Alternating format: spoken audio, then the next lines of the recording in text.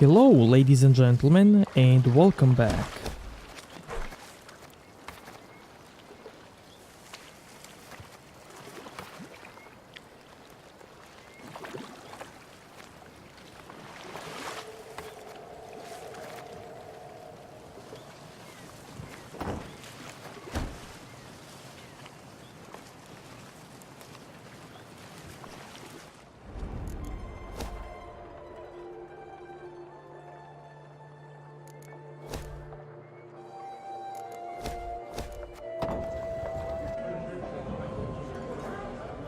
Yes, Your Grace?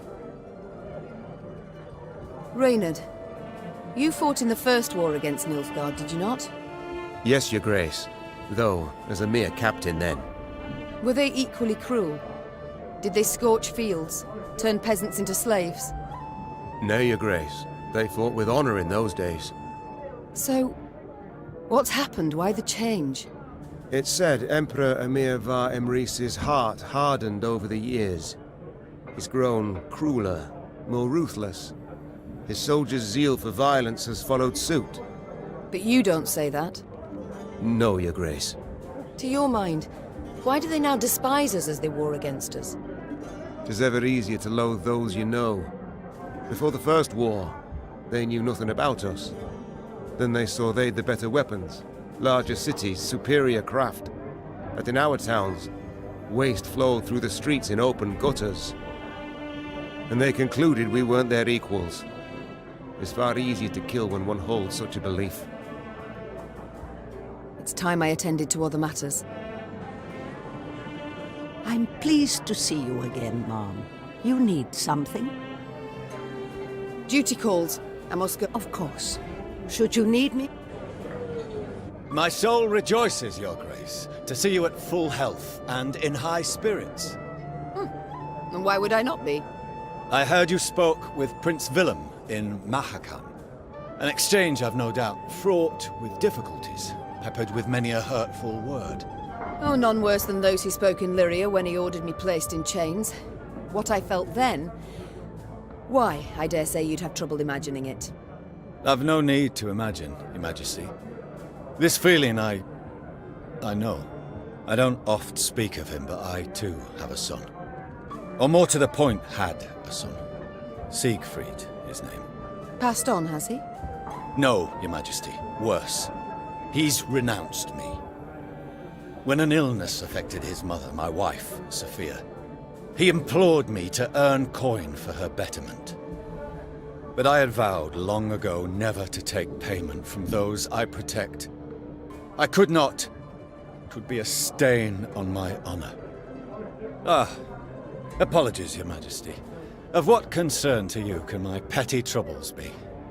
They are, Ache. Believe me. And I thank you for confiding in me. I wish to discuss another matter, but... it can wait. I shall come back later. Hey-ho, how's my favourite queen in the north? Ever have regrets? Feel remorse? For what? Oh, I don't know. Killing innocents, perhaps? Murdering travellers, pilgrims? I've always warned them. Won't touch a hair on your heads, provided you don't resist. So, see, gave them a choice. Besides, innocents? Please, Maeve. We both know those to be mythical creatures. Everyone's got something on their conscience. So there's always call for murder? That's right. Dead right. You need but answer it. It's time I attended to other matters. Farewell. Always good to see the Queen. How can I help you? We haven't had a chance to speak since we left Mahakam. Why join us? Or decide to leave your homeland, for that matter? As I said, I was in your debt. Still am. You're a dwarf of honor, I'm pleased. But not entirely convinced 'twas reason enough for you to leave your clan. Not about to let me off easy, are you? All right. I may have been motivated elsewise. By a guilty conscience? The horridness with the Fuchses. All that blood and mud. It went too far. I tried to talk out with the elders. They'd brushed me aside like a wee bear. But that weren't the whole of it. I saw the shite dwarves living in your cities go through. Thought I'd forget once I came home. Got back to dealing with my own problems. Only... can't I forget something like that? I've got to help. Any way I can. Nothing would come of my sitting on my arse in my hackham. I understand, Gabor. And I know you'll find a way to help. We shall return to this conversation later. No skin off my back. We seeing each other, your grace. Yes, milady?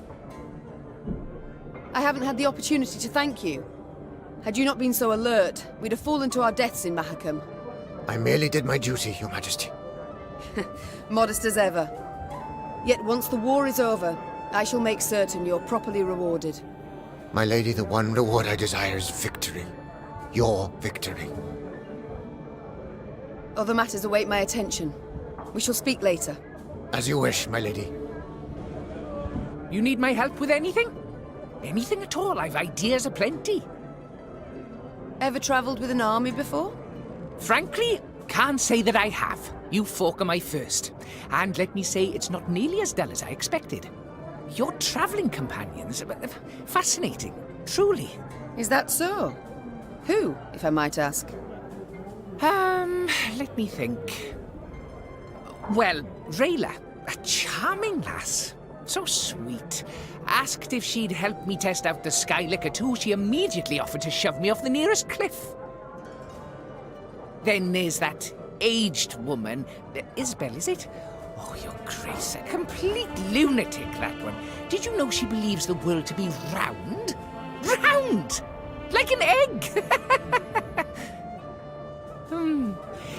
And just between the two of us, the quiet chap, Xavier, gives me the willies, truth be told. Could just be on account of his face looking like a piece of taffy stuck to the sole of a boot. Who else? Oh, right, a word of advice. Never play Gascon at cards. He's a hustler, that one. And he tells tall tales. About debts, specifically, ones that I supposedly owe him. And the Reynard fellow, what a jester. Always good for a laugh. I'm sorry, what? Every day he barks at me, stand at attention, with a perfectly straight face. And last, he asked asked if I'd served in the Norm army. I mean, really, sometimes I just can't with that man. Very thorough, Barnabas. I thank you. Time I attended to other matters. Ah, yes, you're still here. Off you go, then. Yes? To see Skellige in Mahakam, I was quite surprised. To see them attack their own. Their own? Ha! They hate humans, sure, but those non-humans who won't join in their struggle, they hate far more. Collaborators, they call them. Traitors to their races. Murder them in cold blood to make others join out of fear. Only way to replenish their ranks, truth be told. I'm led to think we may owe the Skellige more compassion. Seems so many enlisted under duress that... Hold, madam, truly? And how would you tell those from the others, who grasp their weapons willingly, those whose hearts have turned black from sheer hatred? I know not for certain, but to question them might be a start. Ha! And what? Think you'd hear the truth from them? From elves? No. Exceptions are a clear road to human blood spilt. All Skellige must die. Leave the gods to sort the wheat from the chaff.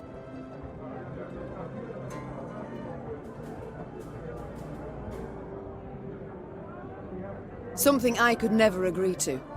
Collective responsibility on all their fighters. I couldn't assign it. That's your right as a queen. Fortunately, King Demavend has other principles. One's closer to my own. To see Scott... They're up! Collaborate. Ho! I know not... No. I see. Let's change the subject, shall we? I must go. We'll speak later.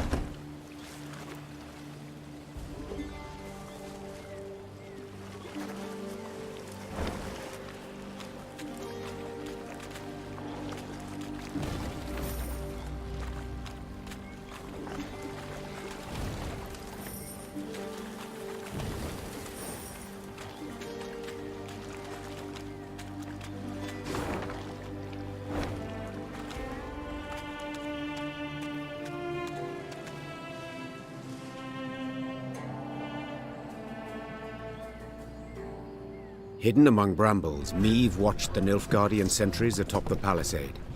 In full gear, alert in stance, they looked sharp and ready to defend the stronghold. Blast! Meve hissed, for she now knew Redlobahin would not fall by surprise. A siege would be needed, and it would slow her advance. Yet there was naught she could do, as this was her one road to Angren and to Caldwell. Reynard wiped the sweat from his brow, donned his helmet, and dropped his visor with a tap. On your command, Your Majesty. Very well. We mustn't delay. Reynard, our plan of attack. Armoured infantry to lead and take the first salvo upon their breast, scaling ladders to follow. Afterwards... Masterful. Truly masterful. Interrupted Gascon. Yet, despite the mastery, fit to be improved. How, namely? Hold back your force. Lie in waiting. I'll take 10 good men and open the gates for you. Wide.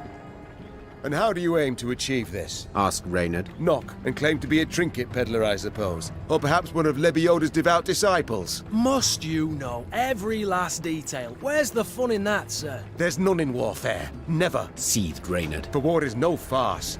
Your Majesty, he stands no chance. Not the slightest. None at all, I concur.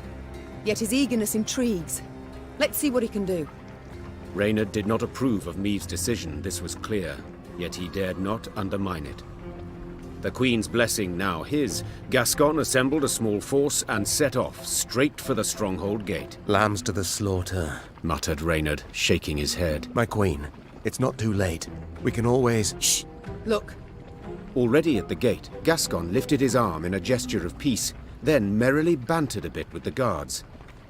A moment later, the gates jerked into motion. But how? No matter.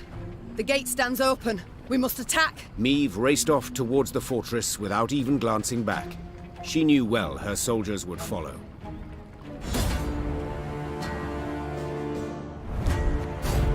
Gascon seemed a fiend as he fought his way to the keep, then single-handedly killed the commander. Suddenly leaderless, the Nilfgaardians laid down their arms. My, Gascon. Colour me surprised. Pleasantly so, I trust. Don't fish for compliments, it doesn't suit you. Besides, you know you deserve both medal and title. I shall hold you to it, my queen. In due course. But I must know how. What ruse persuaded the Nilfgaardians to open the gate? Come, my delightful charms, no ruse. Ah, I see. Not one to share secrets. Unremarkable, as I see it. I'd hold my tongue too, were my conscience thus burdened. I've done naught to hide my shameful past, friend. I was a brigand, indeed, yet... Do not dare take me for a fool. You know of what I speak. Yet I don't. Reynard, what is this? What the devils is with you? Your Grace, in Mahakam, the Nilfgaardian letter we managed to intercept. Consider your offer accepted. Direct Meve and her force to the agreed site. We await their arrival. Your reward shall be as agreed. 'Twas Gascon who told us Caldwell had received Angren to rule. 'Twas Gascon who suggested we ride for Lobinden. Here, the Blackclads willingly opened the gate, for they expected him to deliver a prisoner. You! I don't believe this. No, it cannot be. Deny it, Gascon. Go on. Tell me I'm wrong. Do you require any more proof, Your Grace? What do they promise you? Amnesty? Coin in heaps? Both. I knew Nilfgaard wouldn't parley with me as a matter of course. To be treated seriously, I needed something they valued. A stroke of luck, it was, the chance to free you from Caldwell's grip. 'Twas in Edern that we first spoke. Then came to an understanding after Rosberg's fall. Why do I still live then? Why not snatch me under Knight's mantle, drag me to Redlobahin in chains? Meve. I sought to sell you out, I did. and aimed to gain by it. Yet in Edirn, you earned my respect. In Mahakam, my admiration. I swore then I wouldn't follow the terms of the accord I'd made. Instead, I'd let you into the fort and make damn sure the Commandant couldn't reveal the truth. Alas, seems I underestimated Reynard. Flattery will get you knout. You, sir, are a traitor. Ah, please, friend. You appear to me a pot that calls the kettle black. Reynard? What does he mean? I've no notion, your grace. Not the slightest. Truly? Ha! And I had you pegged for a man of honor. Come now, Reynard. Who sent secret missives to Willem? Go on, you really should tell your queen. What? Reynard? His Highness guest chambers in Mahakam. One of my lads snuck in. Found a letter bearing the signature of one Reynard Odo. Reynard, I beg you. Say it's not so. Tell me it's a filthy lie. Your grace. I'd hoped His Highness and you would reconcile. To see son stand against mother rent my heart. I wish to help. Behind my back. Your Majesty, I sought merely to push the youth to see reason, to open his eyes. So say you now. Yet I can't know what was in the letters. I can't know what pacts you made. And alas, I can no longer take you at your word. I'm not alone in having deceived. Yet I am in repairing my wrong. Meve felt a tempest rise inside her. Yet she could not release it lest it cloud her view. She would solve the problem, strike it from her mind, and resume her journey at once.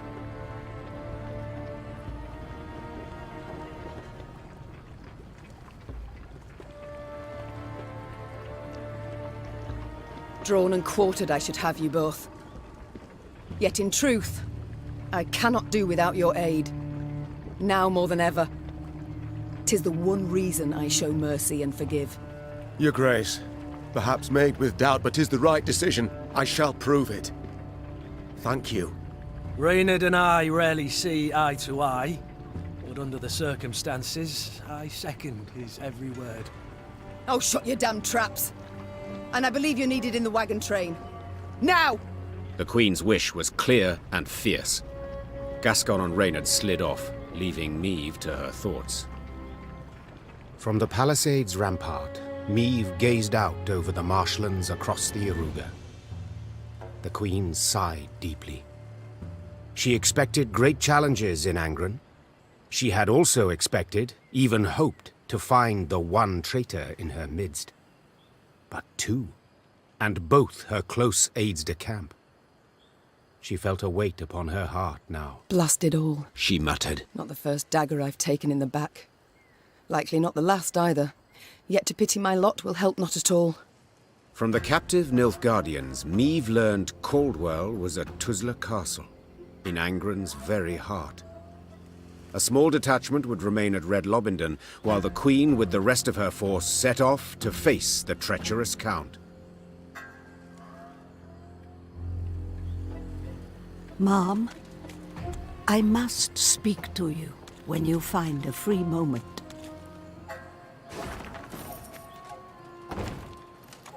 I'll keep a close eye on him.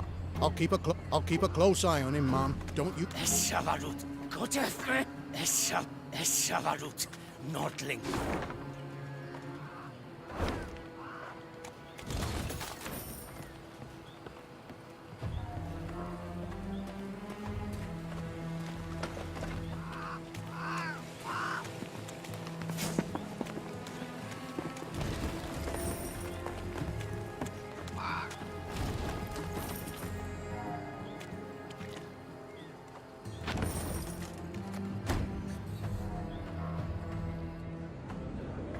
Maeve, I must say it again, I'm sorry.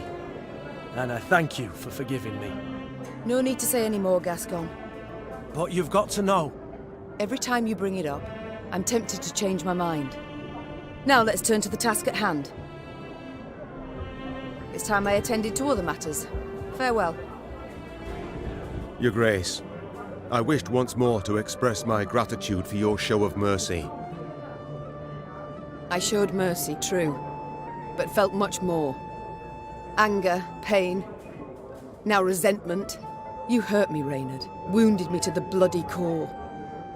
I don't know what else to say on the matter, so let's not speak of it.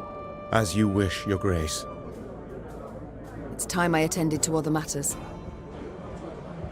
I'm pleased to see you again, Mom.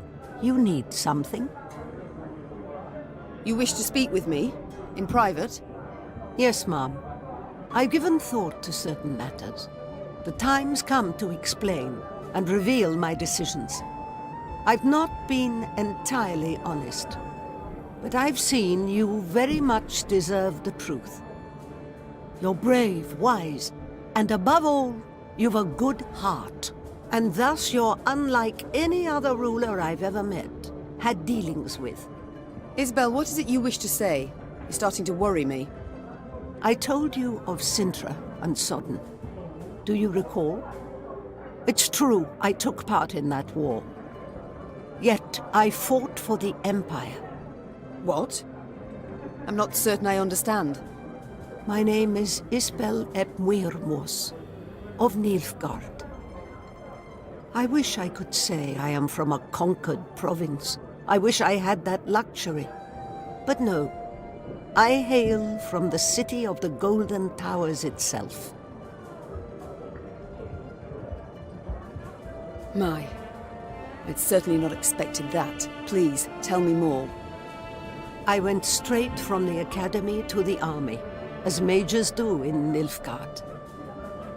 Yet I truly believed our aim to be to build a better world. With our help, the mages, the Emperor conquered realm after realm, right up to the Amel Mountains. Yet he sought to intimidate us. He united us instead. Indeed. At Sodden, when chaos engulfed the Imperial army, I saw my chance to flee the madness and begin life anew. And I did just that. I never sought thereafter to rejoin my countrymen or return to my home.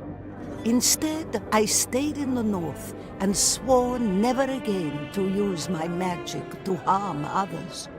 Yet I cannot stand idle as the Emperor perpetrates atrocity after atrocity. I wish to fight at your side. All deserve a second chance. Yet from now on, there are to be no more secrets between us. Certainly. I thank you. You've no idea what this means to me. Good. Oh, and Isbell, this must stay between us alone. For your own sake. I appreciate the concern, Mom, but you needn't worry about me. I've lived for some time in the north, and dare say I know how to get by. The city of the Golden Towers. Don't think I know any soul who's seen it with their own eyes. Did you know many common folk believe they're made of real gold, the towers? Yet they're named for how the southern sun dances off their rooftops. My family lived in the capital long before Nilfgaard was ever an empire. The city is of great beauty, was always a source of pride, turned arrogance in time. When I was but a lass, my father would take me to the grand amphitheater to watch the gladiators fight. A daughter of Nilfgaard should grow accustomed to the sight of blood, he said. For to conquer the world was our destiny. Dreadful. You must have hated it. At the time, I saw nothing wrong in it. I admired the gladiators for their bravery, skill, finesse. Though now it shames me to admit it. Duty calls. I must go. Of course. Should you need me, I'll be here.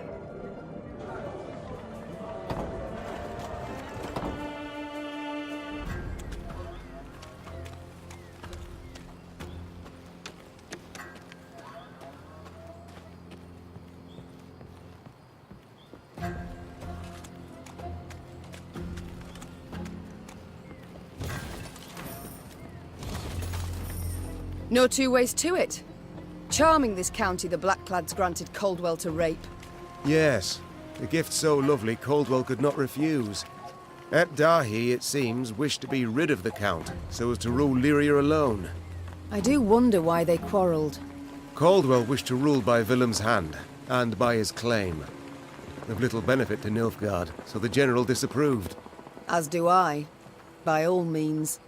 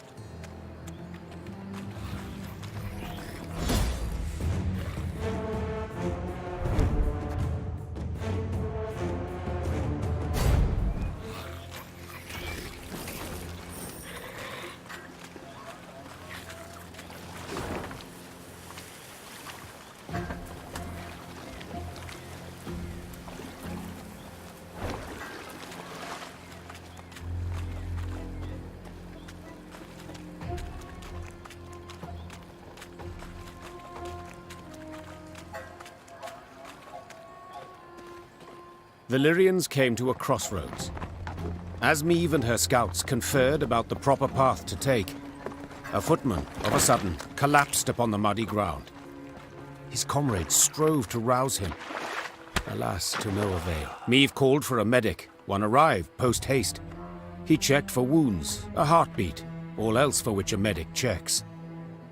Then he peered down the soldier's throat. In a flash, he was on his feet, his hand over his mouth, backing away. What's with him? What's wrong? The Queen asked, her eyes darting between the medic and his patient. Typhus exanthematicus, Your Grace. Replied the physician, wiping his hands with a spirit-soaked cloth. Typhus fever. Contagious? Extremely, I fear. Though not yet at this stage. The spots are but in his mouth for now. Tomorrow he'll be blotched all over. It's then the disease turns infectious. I see. What about a cure? Is one known? The medic looked at Meve, shook his head and shrugged. Alas, there was precisely naught he could do. But where medicine fails, magic may at times stand in.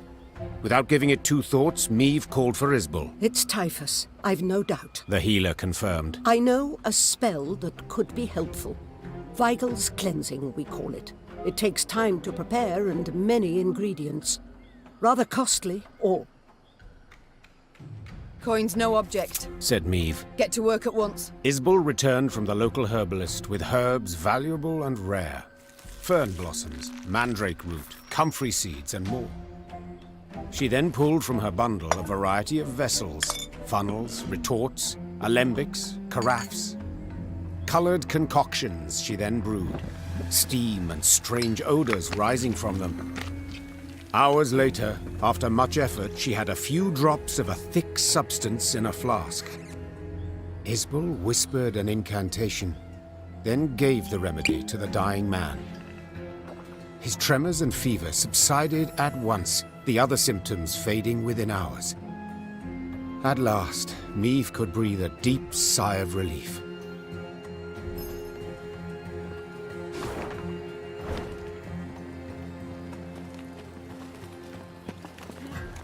'Tis a land of monsters. Beware, me lady. No matter. Ye've a good heart, me lady. If you're...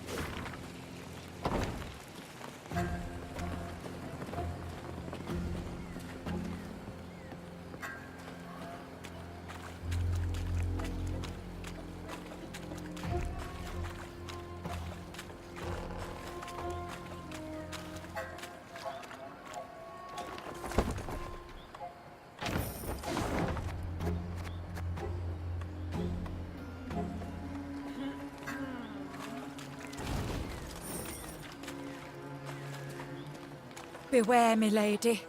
Watch out for leeches, especially. They'll slip.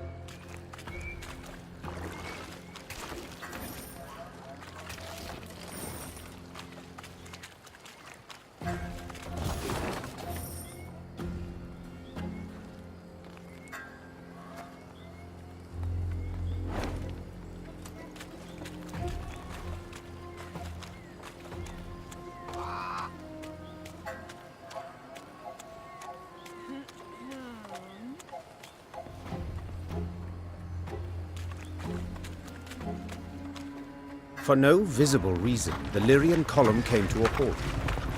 Meve stood in her stirrups in a bid to see the cause. Something had blocked the way, it seemed. Something large. A tree felled by a storm, or an abandoned wagon, the Queen thought. Neither was true. A boulder huge as a barn lay in their path. Footmen had slung ropes around it, planted their feet, and now sought to pull it aside. It did not budge an inch. Perhaps I could assist you. Meve turned in her saddle on hearing the voice. Several travellers in faded robes warily crept from the trees. A young woman with long, light-coloured hair led the way. You don't much resemble a rock troll, said the Queen, eyeing the slender stranger skeptically. but go on, do try. The fair-haired lass crouched beside the stone, closed her eyes, and began to whisper. Horses whinnied and tugged at their reins. A hound howled in the distance. And then, the boulder rolled to the side like an apple across the deck of a boat rocked by seas. Who are you? Do tell. A druid. Came her calm response. This stone. It stood in our circle. The woman silently turned toward the wood. Meve followed her gaze, and among the trees saw other large stones, cracked and scorched. What happened here? We refused the Nilfgaardians' aid, answered the Druid. so they raised our shrines. Though, perhaps it's a blessing. A blessing? How so? A darkness fell upon Angren a time past, and it grows. The forest turns savage, its creatures drunk on blood. Folk have come to worship other cruel gods. It's time we abandoned this land Forsaken and went south, to Kedmerkvid. Our path leads south too, though not as far. Said the Queen. Do join us. Given the times, there's safety in numbers. The Druids agreed, and were grateful. They walked at the rear of the column, muttering prayers, their faces concealed beneath hoods.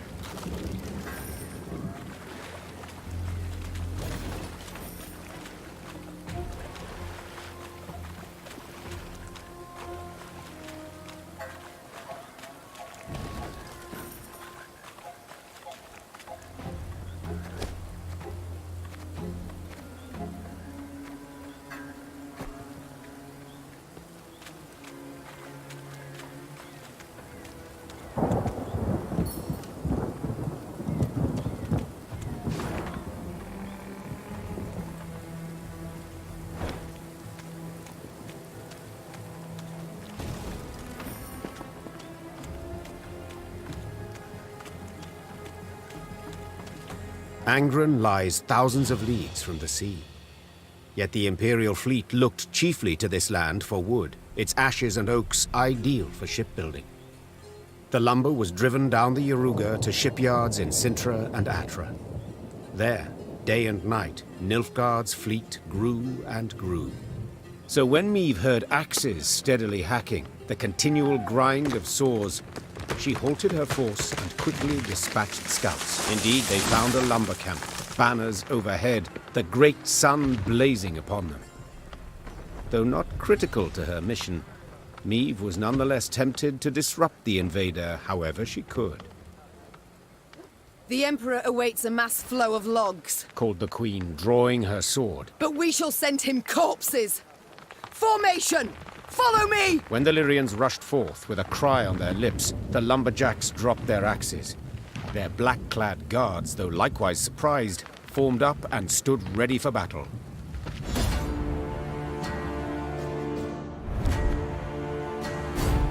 Nilfgaard's ranks folded. Soldiers fled in fright, stumbling over felled trees and corpses. The air was heavy with the scent of resin and blood. As she caught her breath, the Queen looked about. Hundreds of trees lay cut down in rows. Oak and ash enough to keep the shipyards working till winter. Meve ordered the lumber requisitioned, yet one of the loggers approached her. A man with a face like old leather, sawdust in his hair. Good lady, I know you war hard against Nilfgaard, I know you'd keep timber out of their hands, but then see, we won't get paid. We'll see no coin till Sintra's shipyards see lumber. It's what the Blacklads said. I beg you, have mercy. We're simple folk. Been slaving since spring, got families to feed. And hunger looms ever close in wartime.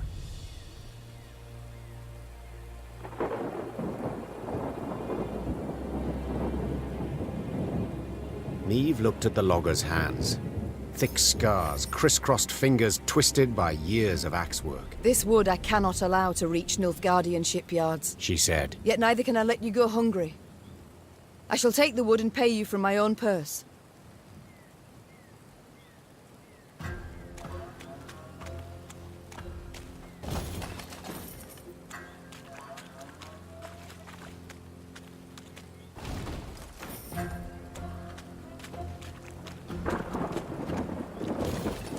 Big heart, my lad. You've a big blisters on me hands from all this work. Weren't enough the corns on me feet, ye gods. Never ends. Work, work, work. And do I see anything from it? Even a bee's...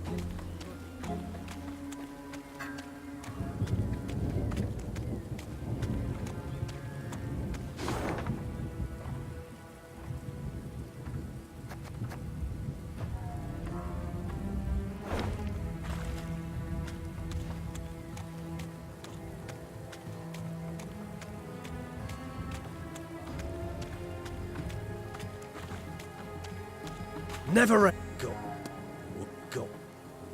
Work, work, work. You've a big heart, my lady. Not many folk like you, especially not in Angren. Land bedeviled in many ways.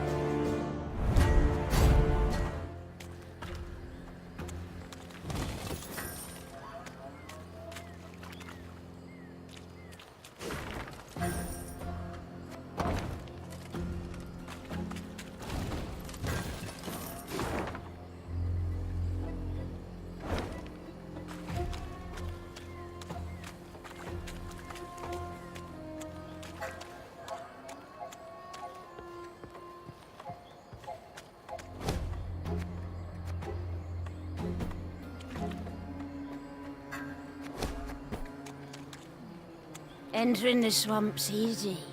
Trouble's getting out.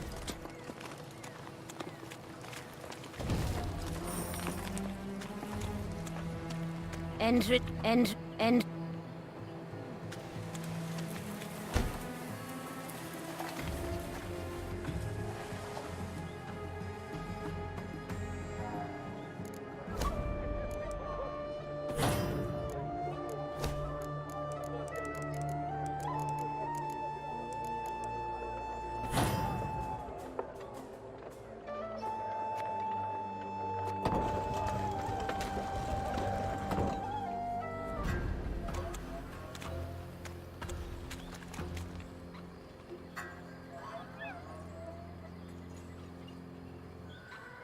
In the distance, Niamh spotted a spindle-like shape, which soon proved an enormous, dark obelisk. It stood in the middle of a wetland clearing. Dozens of iron rings dangled from its shaft, clinking and rattling in gusts of wind. Cows, donkeys, and dogs were gathered round the stone, all tied to the rings by ropes. Their hides showed many shallow cuts, seeping blood, festering, drawing mosquitoes in swarms. A number of the animals struggled against their cords, while others, near dead, lay still in the wet, tall grass. Across the clearing, folk emerged from the woods, a handful of peasants with a mule in tow. The beast resisted, stomped and planted its hooves, perhaps sensing its gruesome fate. The queen decided to question the peasants, and soon learned the animals were their sacrifice to the swamp gods. They're all about, dearie. Very close. Oh, very, very close. The toothless old woman whispered. They hide neath murky waters. Can't feed when they hear the drip of blood. The gods look kindly on those what make an offering.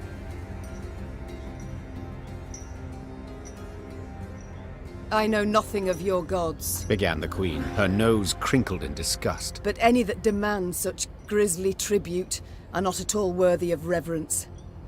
What you do to these creatures is savagery. Savagery I can't allow. Run us off, you can. Replied the old shrew. But soon as you're gone, we'll come back. As ever, we'll come back. This I know. So I must take care to leave you naught to come back to. Over the peasants' howls and pleas, Meve ordered the obelisk brought down. Her soldiers gripped the ropes that hung from it and toppled the shaft. As it hit the ground, it shattered into many smaller pieces. You say you know naught of our gods? The old woman's eyes narrowed, her voice grew darker still. Well, don't you worry your head, sweetie. You'll meet him soon enough. They'll tangle you apart. Sow a pox among you, drive you to madness. Every last one. I curse you, all of you, in Garnet Cora's name. Undisturbed by the Harridan's screamed threats, Meve rode on. But her men whispered long of the curse. It weighed on their minds, poisoned their hearts. Each misstep, misfortune, they saw as punishment for their sacrilege.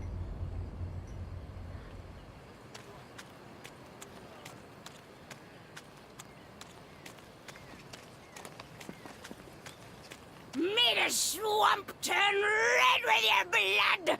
Hail Ingvern Eater!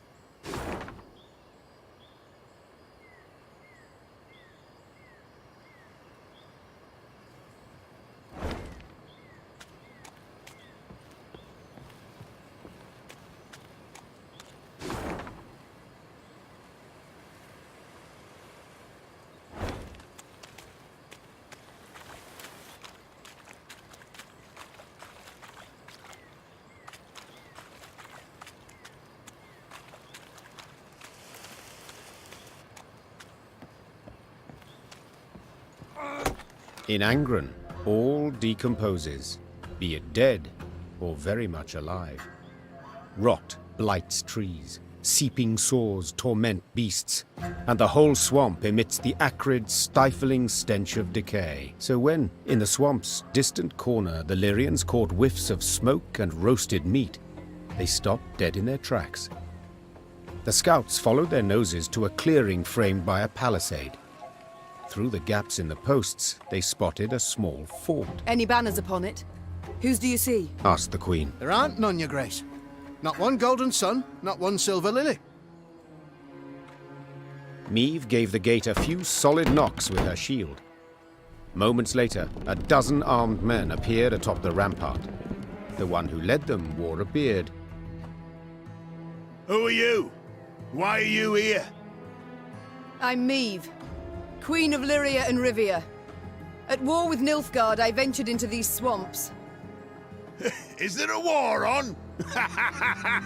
Hey, that's news. Certainly, but little concern to me. The name's Gimpy Gerwin, and I rule these lands. Is that so? As conferred upon you by whom? By me! Angren's a good bit larger than folk think. And no dukes or emperor's fingers stand to reach its every corner. Thus I just up and took this particular nook. Made it mine. So let's parley, Meve. One ruler to another. At the risk of being blunt, I don't care who wins this war. But I want to be in good standing with whoever does.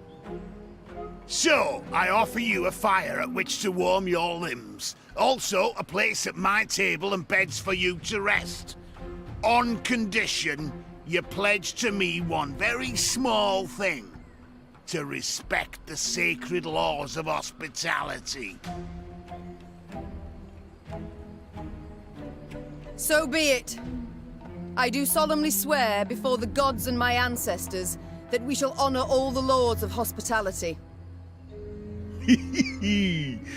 Then you're most welcome inside. The fort was simple, built of logs, covered with thatch. Oh, but inside, it was warm, dry. Hot, steaming dishes were piled upon platters, the tables beneath them bent from their weight. Smiles appeared on her soldiers' drained faces, and Maeve's spirits were lifted at last. Gerwin proved a cordial host, and eagerly shared both food and tales. He'd led a mercenary band, and they'd stumbled into Angren, discovered a land unclaimed by any feudal lord. He'd erected the fort, then united the surrounding villages under his very own rule. The folk here are savage, defiant, he said, sipping wine. I keep them on a tight lead for their own good. Elsewise they'd slit your throat first chance they got. Late that night, Maeve went to see if her mare had been dressed. In the stable, she happened on a farmhand. Recognizing the queen, the man fell to his knees and averted his eyes. Maeve noticed a strange object dangling from a rope around his neck. A human hand, half rotted to the bone. What? What is that? Me wife's hand, your grace, stammered the peasant. Lord Gerwin caught her sneaking some grub. Scraps, really. Took her and told me to wear it, so I'd remember what happens when... Maeve left the stable without uttering another word. She went straight to the servants' barracks.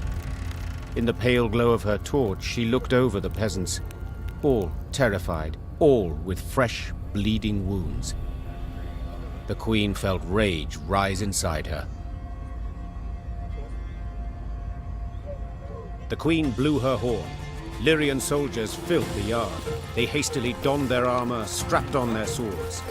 Unsure of Maeve's intentions, Gerwin's men likewise stood at the ready, weapons in hand. Gerwin! Roared Maeve. Get out here at once! The stout mercenary stood at his window, glaring from beneath his furrowed brow. I don't know what you think you're doing, he called, but I kindly remind you of your oath and the laws. I've seen your laws. You're strict and they're cruel. So your rule will end now. Attack!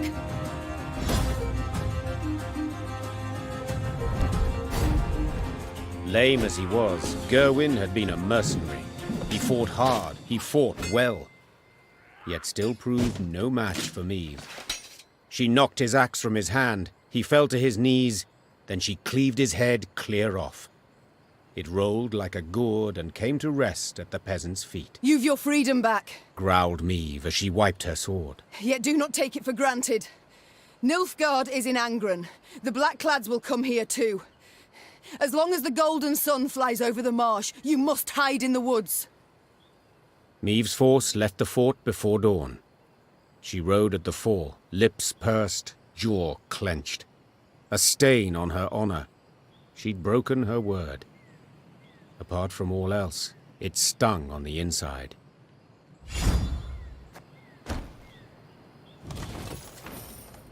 We're free. That Gerwin bloke were a monster, my lady. 1 month he kept me. I'll not stay here.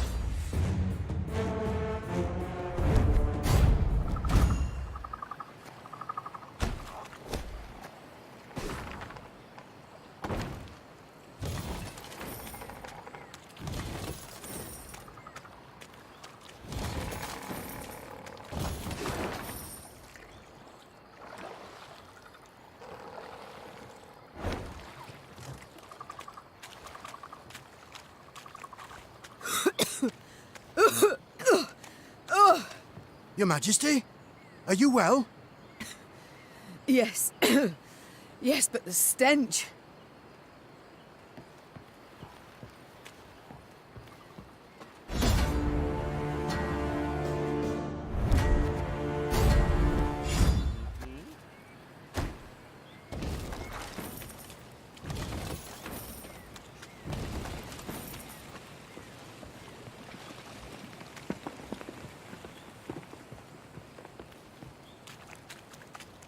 Meve stood waiting while her scouts cut through the tangled branches and roots that had overgrown the trail through the swamp.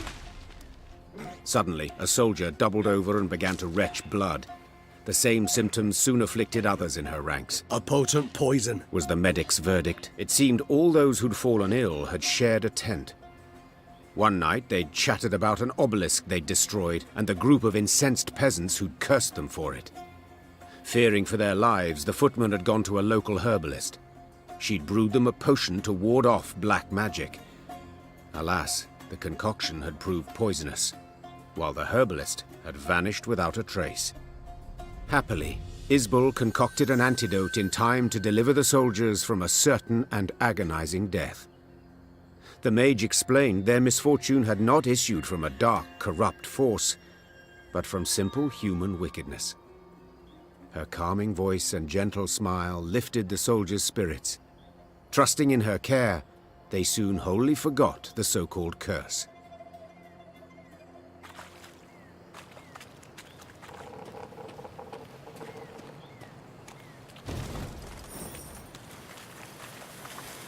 Meve rode at the front, her eyes fixed on the ground, and thus spotted the pit masked by leaves and branches.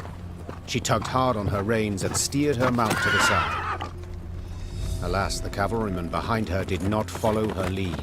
Leaves rustled, boughs snapped, and the horseman crashed to the pit's bottom, snapping his neck. Moments later, it was clear who'd set the trap, when the forest came alive and a cry rang out.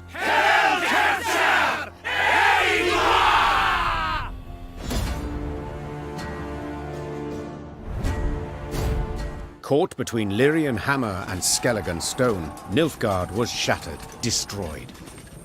The victors now stood eyeing each other. These islanders were not like those Meve had met before. They wore no armor and carried no shields. At their fore stood a man as stout as an ox and bald as an ancient ghoul. His men called him Arnulf, the patricide. I thank you for your aid, Arnulf, said Meve, extending a hand. Aid, she says. Aid? Do you hear that, mates? The Skelligers exchanged glances, then erupted in roaring laughter. Not here to help yous, not at all. We're after killing. Join me and you shall have your fill. Join nuisance? Just who the hell are you? Meve, Queen of Rivia and Lyria. Meve? Arnulf said, his tone sobering. I know the name. Lippy Goodman called ye bold, praised your courage to the high heaven. So be it. We'll follow ye into fire, wench. Just let us taste of blood. Grant us a death worthy of heroes. Meve couldn't help but smile, then nodded to accept. The Lyrians stepped aside as tattooed warriors joined their ranks.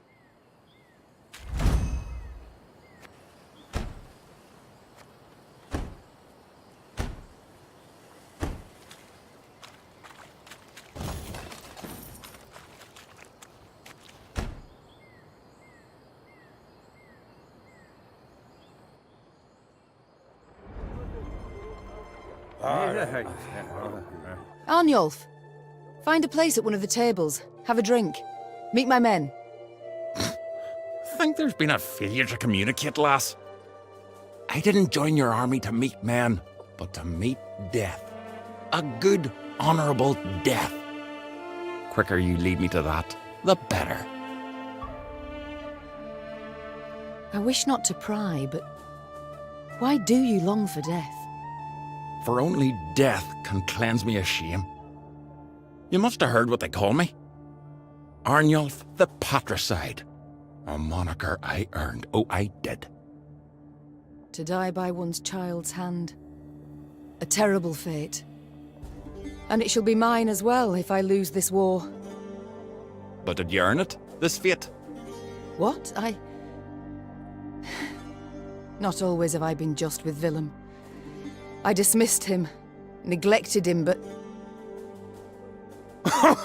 Neglected? Listen, lass. My da, he beat me till my skin turned blue and I chucked red bile. He'd drink and beat, drink and beat. My brother, Ov, da clobbered him to death. My ma, she took her own life. Never met this son of yours. But I know yous a bit now, and I can say this. No kin of yours needs slaying. I can't help but wonder, what does it signify? The tattoo on your head? Ain't a tattoo. Carved these runes with a knife. The method makes little difference. What do they mean? Aim here. Message for enemy archers. Alas, don't seem they can read it. At least not from a distance. And when they get close, it's already too late for them. So long, Arnulf.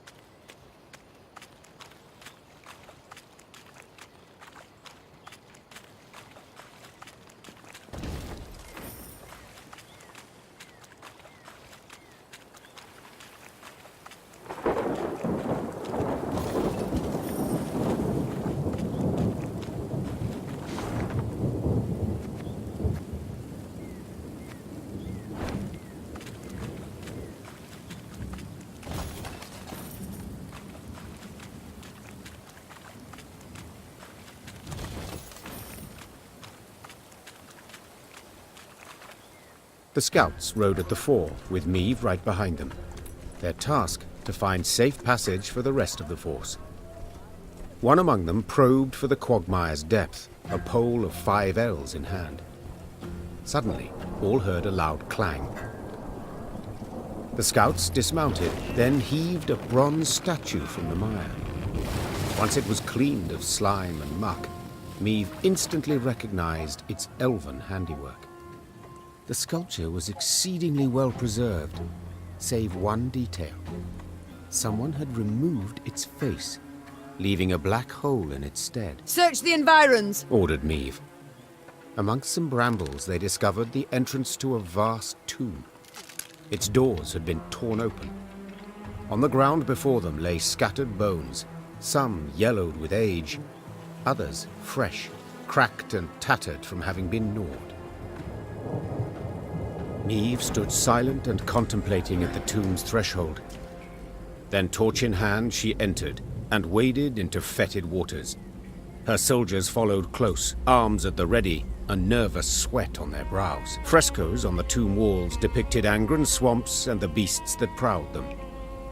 2 words were inscribed over the largest of the horrors: Garnet. The bloody mistress, Barnabas Beckenbauer whispered. Suddenly, a roar thundered from deeper inside the tomb. Meve turned from the frescoes to see monstrous eyes blazing in the dark. Even Ake's normally steely mien betrayed a raw, consuming fear.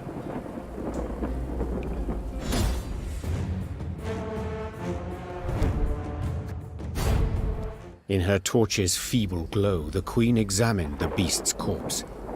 She could not help but to shudder in disgust. Perhaps it's better, she thought, that we faced it in the dark. At the corridor's end, they found a closed door. Before any could draw near, it opened with a crash.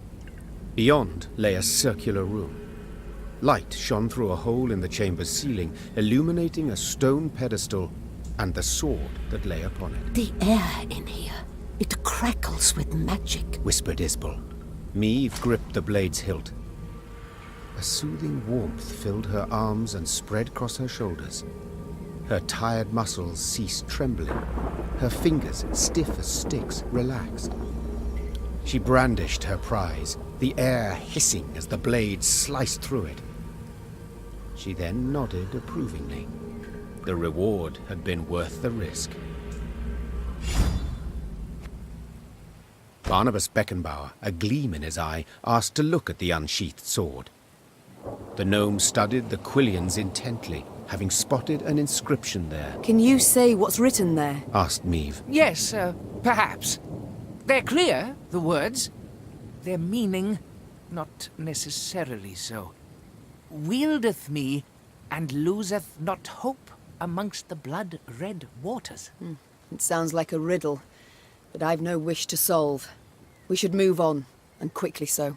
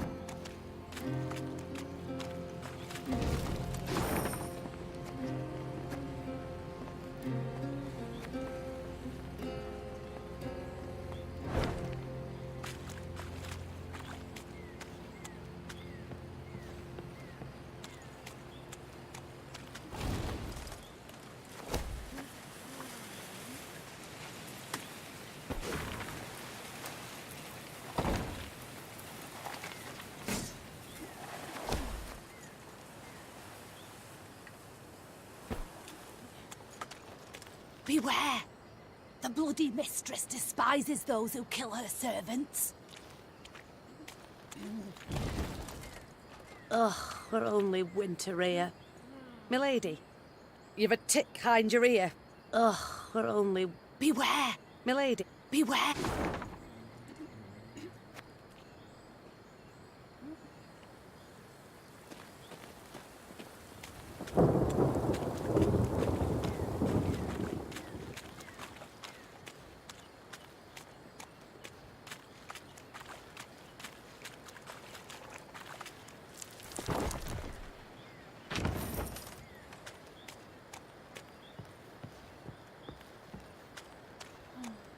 May the swamp turn red with your blood! Hail Ingvern Iker! May the swamp turn red!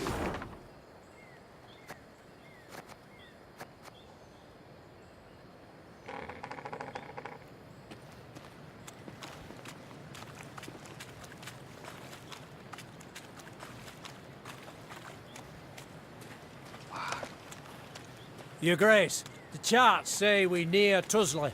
Angren renders charts helpless to show the way, I fear. Soon we shall halt to sight our exact position. We will know then if our path is true. As you wish, Your Grace.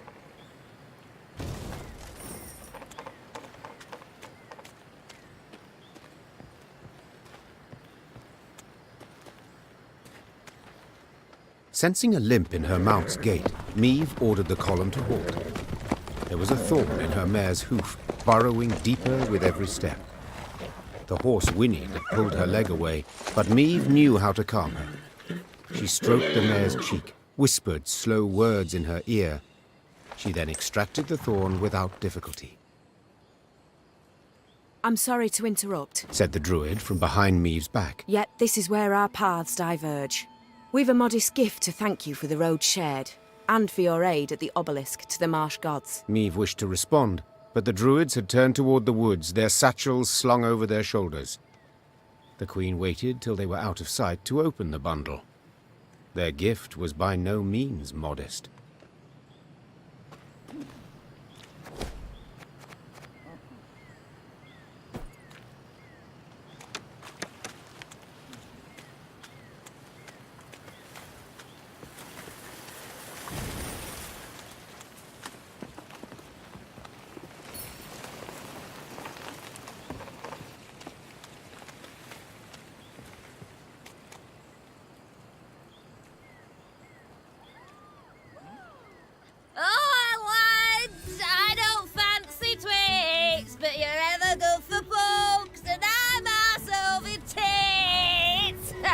Meve and the horseman beside her exchanged a perplexed glance. They'd heard the song clearly, both its tune and its verse. Whoever had hollowed it had to be close, and given their diction, rather well oiled. Moments later, a hamlet appeared to the Lyrians' tired eyes. A great bonfire blazed at its center. Around it danced peasants, barefoot, giggling, hooting, joyful and carefree. One by one, they noticed the queen. Soon, all were silent, huddled together, children peering from behind their backs. Fear not, said Meve. We mean you no harm. What do you celebrate? A lad's grooming? Nuptials? Nay, my lady. Hell yes. The gods have been kind. Filled us nets and snares with game. Come time we thank them. Yes. You've things to be thankful for. We do, my lady. And we's poor folk. So a queen. Well, you must as well. Your Majesty, stay tonight, feast with us. There'll be music and plenty of rum by the fire. Why not? Began Meve, daintily dismounting. We all deserve some respite, I suppose. The Lyrians needed no convincing. With astonishing haste, they removed mail and helmets, then eagerly joined in the feting and dance. Amidst the trilling of flutes, fifes, and fiddles, all those gathered revelled until dawn. They could rest at last, forget about Nilfgaard and the many beasts that prowled among the reeds. They'd long remember that night. The carefree laughter, peasant maids whirling in dance, the ale cold as a mountain spring, and the bread they crisped over the fire. One exchange in particular etched itself into the queen's mind, an exchange she overheard. Not a little? Not even a teeny tiny bit? I'll say it again. It's not your concern. Of course it's not. Wouldn't be so damn curious if it were. So be it. Keep your silence. But those eyes like the summer sky, that hair like waves of grain. I see the way you gape. What do you two speak of? Your Majesty. Couldn't have answered that better myself. Who does Reynard gape at?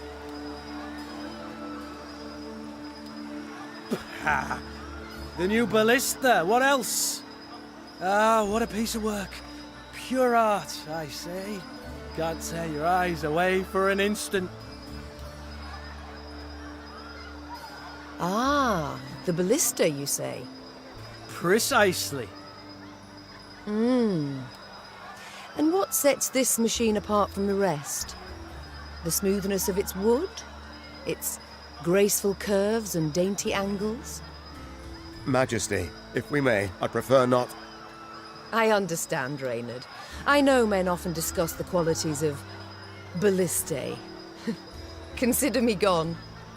Meve turned and walked back to the fire, sat down on an old stump. Ha! That was close. Shh! And the faintest of smiles crossed her lips. Meve expected the villagers to request recompense for their welcome. Yet the peasants made not the slightest mention of coin, and the queen was much moved by their kindness. Once again, those with the least had proved the most willing to share. The Lyrians did not assemble come the morn. The force marched off in the afternoon, unshaven, unbathed, dishevelled. Not normally one to overlook contempt for discipline, that day Meve understood even soldiers needed to let their guard down, at times.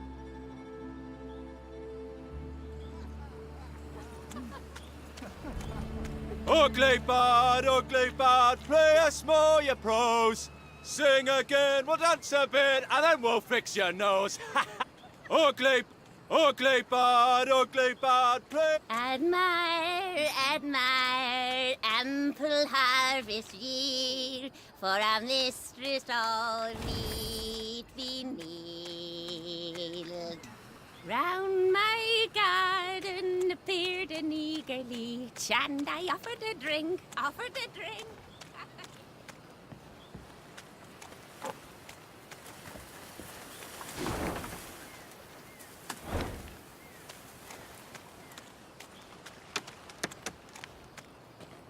The trees no longer wish us here. They call for someone else.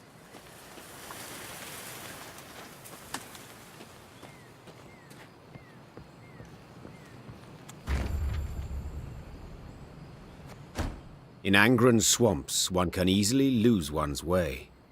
Thick fog fills the air, paths end without warning, dense thickets obscure the distance.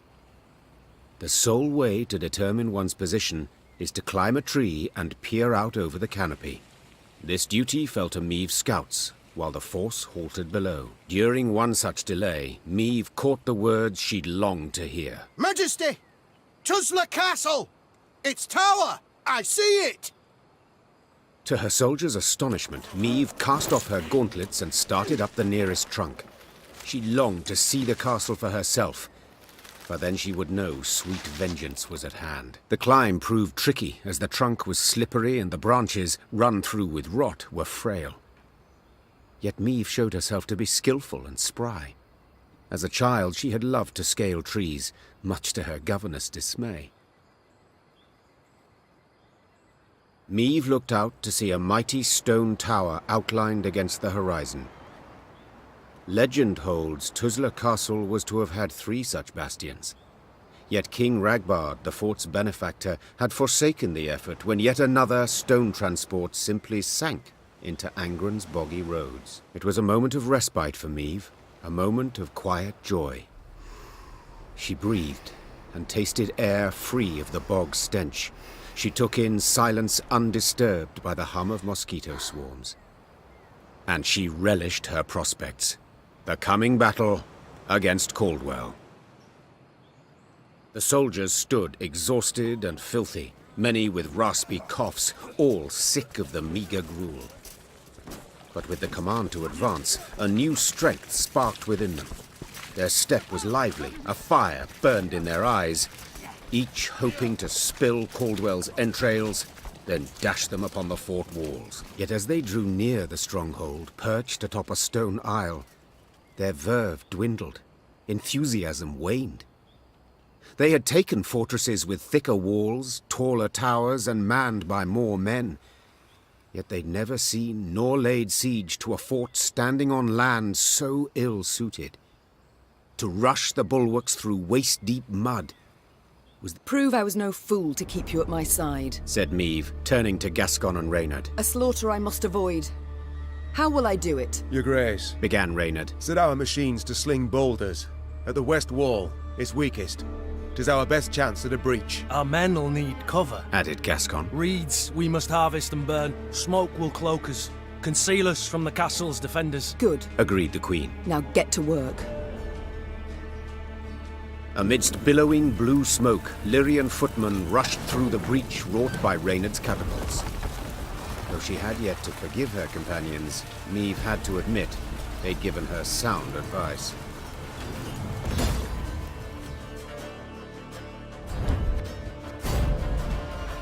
Many of Meave's victories have been immortalized in poetry and song, but not the fall of Tuzla. Lyrians fought Lyrians. Brothers killed brothers, in rain and mud, midst a cursed swamp. Certainly nothing to inspire a bard. Near the battle's end, Meave stormed the great stone tower to which Caldwell had fled. The Queen ascended the stairs, dealing blow after blow, blood cascading down in her wake. She reached the top floor to find the Count waiting, with no intention to defend himself. If it's mercy you expect, you'll be sorely disappointed. Mercy? I know you all too well for that, Meave. ever vindictive and cruel. All this from a paragon of knightly virtues. You stabbed me in the back, Caldwell, and used Willem to do so. My son! Who agreed without a moment's hesitation? Forsaken by your own son, your flesh and blood. What's that say about you? Oh, you tread on thin ice. Choose your next words carefully. Spare me your threats. You'll kill me all the same. Death can come in many ways, Count. Some quick, some slow. My, how you strut and vaunt. Terribly sure of yourself. Perhaps too sure. Your castle is mine. I've crushed your force. I dare say no, I'm not. Precisely my point. Don't you see? The Empire's not one army, it's dozens, hundreds. It's what I strove to knock into that thick dome of yours. Alas, you're too much a dullard. Soon as I'd learned you'd crossed into Angren, I sent for reinforcements. They'll be here soon. 3 regiments, armed to the teeth.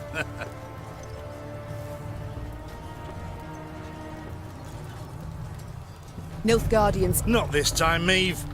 Nilfgaard comes in numbers. 10 Imperial footmen to each and every one of yours. You'll not win, nor can you flee. Do you know why? Enlighten me. I dare you. But one bridge leads to Tuzla. As it happens, I ordered it raised as you laid siege. The swamps around the castle are too deep to cross. Try to rebuild the bridge, the Imperial troops will arrive before you can finish. Your men they'll slay as you watch, and then they'll wring your neck. I wouldn't be so pleased were I you. You won't live to see this outcome. I know that, but I take heart in the truth. Though the castle you've seized and will likely kill me, I've won. Outsmarted you, Meave. Twice now. And you know what? 'Twasn't even that hard. With those words, with his arrogance and contempt, Caldwell had gone too far. The Queen gripped his shoulders, pushed. Caldwell stumbled backwards, then tripped out the window. A blood-chilling shriek filled the courtyard, then broke off abruptly. Now fool me thrice. Try. Meave slapped the dust from her hands. The traitor had met a deserving end at last. Yet this was no time to revel in the Count's demise. If Caldwell had spoken the truth, the Queen and her army were in grave danger. Meave's scouts quickly confirmed the traitor's claim. The bridge was indeed in flames, and Nilfgaardian regiments were advancing from the south. Now to confirm if there was truly no other route by which they could flee, the Queen ordered her men to ask the local peasants. One of their number, a stable hand who'd lived near Tuzla all his life, claimed a secret path led out the back of the stronghold. King Ragbard himself ordered it built.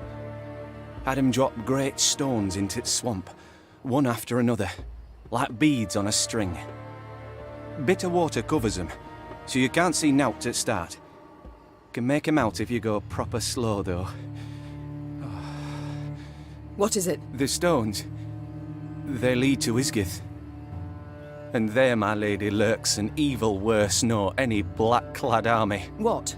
A beast of some sort? Some say beast, others god.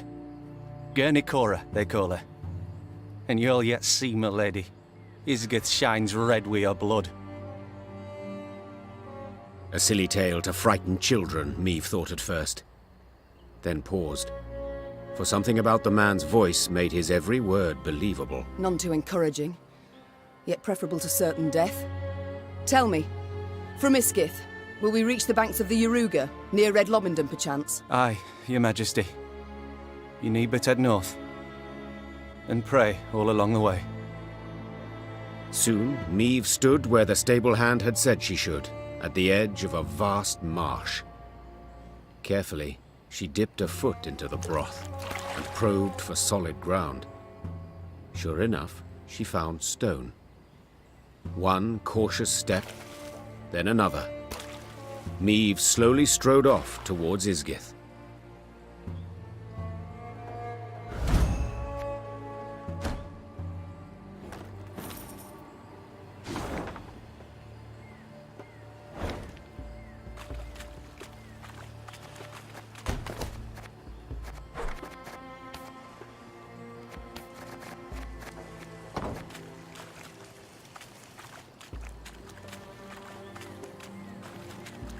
With the path to Isgith hidden from view, Meve proceeded like one blind, moving solely by touch. With each step, she could not know if she would find rock or plunge beneath the black water's surface.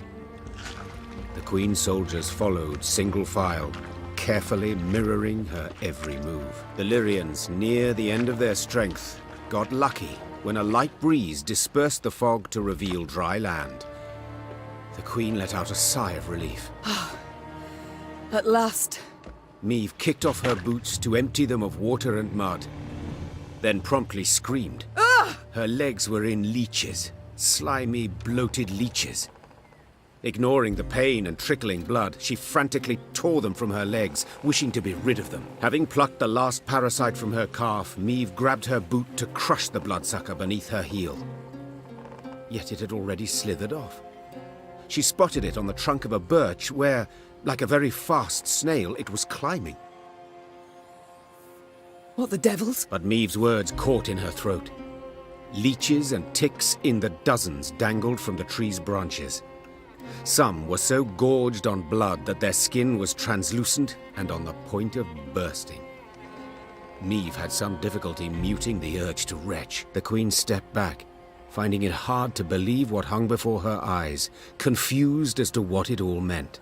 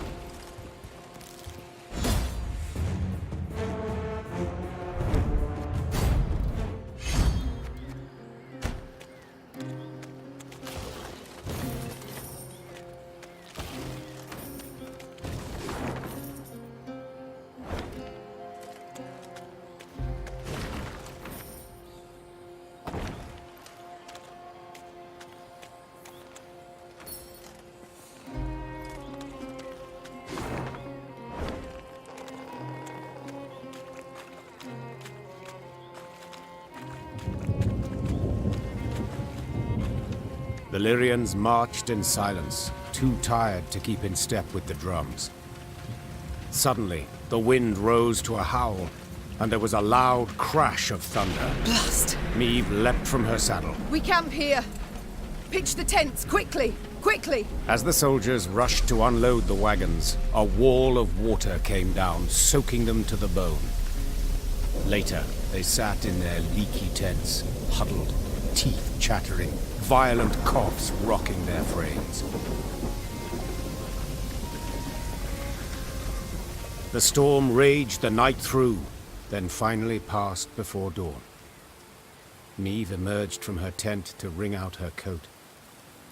Reynard approached, his gait heavy, his face grim. Your Majesty, several men of the 11th, a dozen or so, sought to flee last night. Sentries stopped and bound them. Now they await your judgment.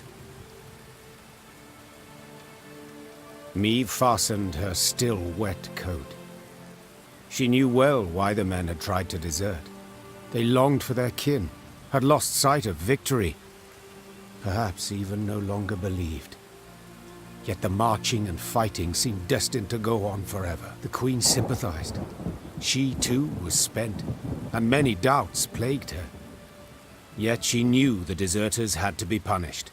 The question was, to what extent? Meve entered the tent where the prisoners stood. Some of the men looked away, ashamed at their deed. Others raised their gazes to meet hers, their eyes red, tearful, pleading. You all know the penalty for desertion. Meve said to the soldiers bound at wrist and foot. I ought to have every last one of you hanged. Yet, we've come far along a treacherous road. Endured hardships extreme. This I considered against your crime. You shall lose rank and receive no pay for 1 year. Now get out of my sight. Immediately! The deserters mumbled their gratitude and rushed out of the tent, fearing the Queen might yet change her mind. Meve then left for her quarters, anger and bitterness eating her up from the inside.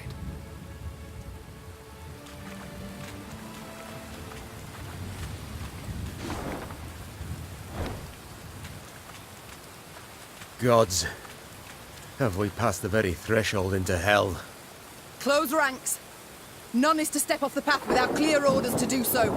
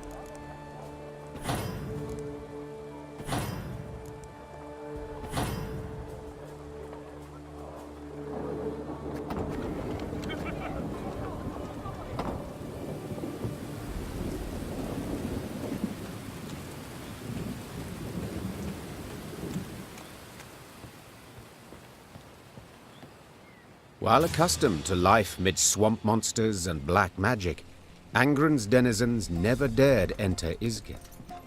The Lyrians only once saw signs of a human presence there, when they spotted a group of thatched roof huts amongst alders. That settlement, is it inhabited? Meve asked, turning to her scouts. Impossible to say from this distance, Your Grace. The Lyrians entered the village, swords in hand, prepared to fight. But not a soul nor a beast came forth. Some homes had collapsed from rot, while tall grass concealed the paths between them. Yet, someone had been there not long past, for fresh ghoul cadavers lay by the well. Meve knelt beside the corpse of one cut clear in half. The beast's killer had been exceptionally strong, and wielded a razor-sharp sword. More likely to come around. Meve leapt to her feet. A man in thick leather armor had emerged from one of the huts. Transfixed by his cat eyes, the Queen nonetheless sensed he was rather badly hurt. Were that true, my scouts would have blown their horns. The man pulled out a pendant shaped like a bear's head. It hummed and twitched as if striving to free itself of its chain. Far as monsters go, he said, lips curling into an unpleasant smile. Witchers aren't usually wrong. A moment later, a scream pierced the air. Quickly, instinctively, Meve drew her sword and lunged forth.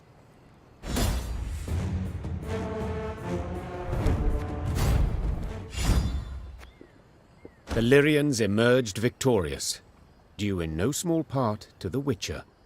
Thanks for the help. Name's Ivo, Witcher, School of the Bear. So, a godless mutant. Ache, I shall do the talking. Meve, Queen of Lyria and Rivia. Well, well. Didn't expect to see anyone out here. And certainly not a queen with an army in tow. We're not here by choice. I bet not. No one plans to pass through Isgith. And you? What's brought you here? A contract, perchance? That's right. Hunting a monster. I know your services to be rather dear. Who could afford a witcher's bounty in these wretched swamps? Nilfgaardians. Blast, of course. Preparing the land for settlement. Cull the monsters, drain the swamp, then bring in slaves. Doubtless from the north. Maybe. I got paid in advance. I didn't see the need to ask any questions. But did you have to take the coin?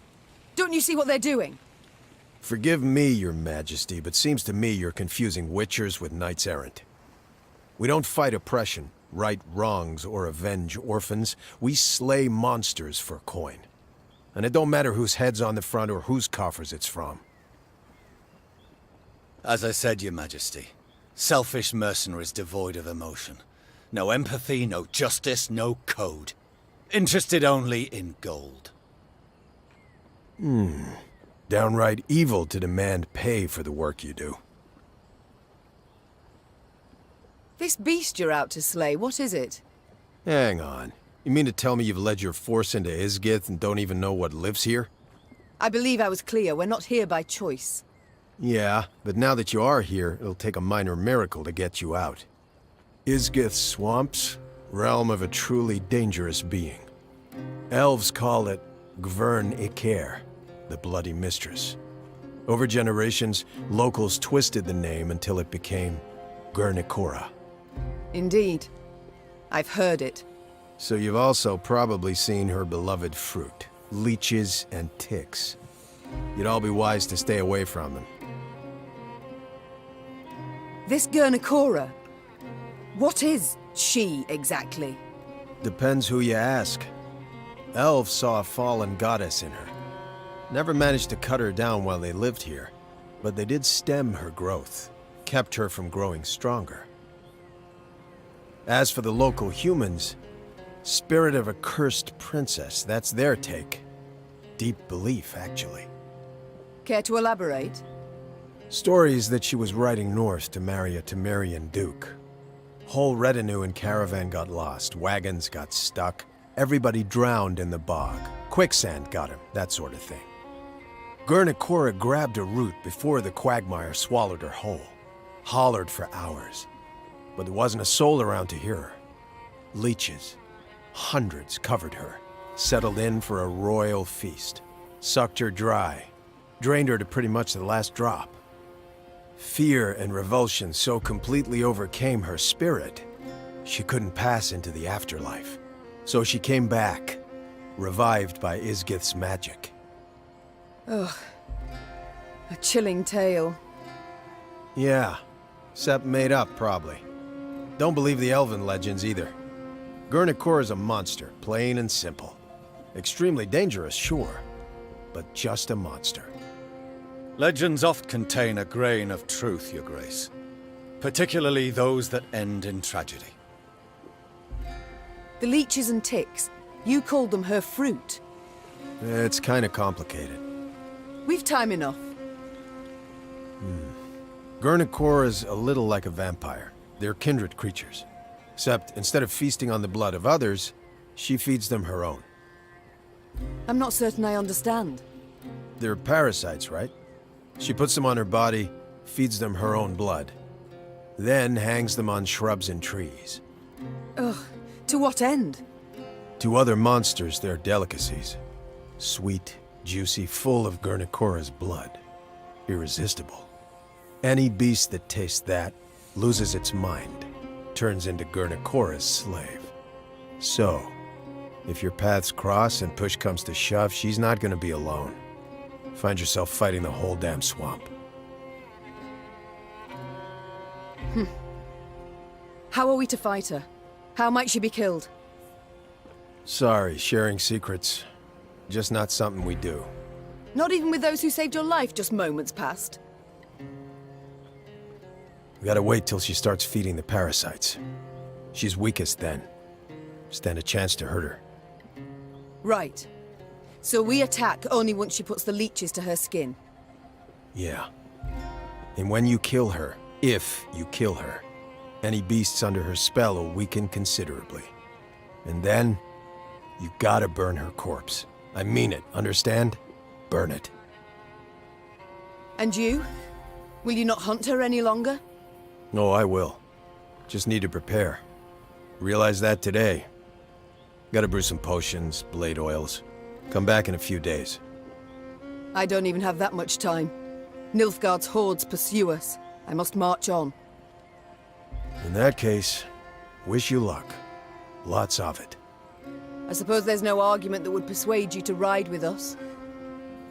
Your Grace, mutations strip us of emotion, not reason. Let him go. He'll not be missed, Your Majesty. He and his ilk, they're simply not to be trusted. The Witcher vanished midst the trees. And Meve simply hoped her soldiers had not overheard any part of their conversation.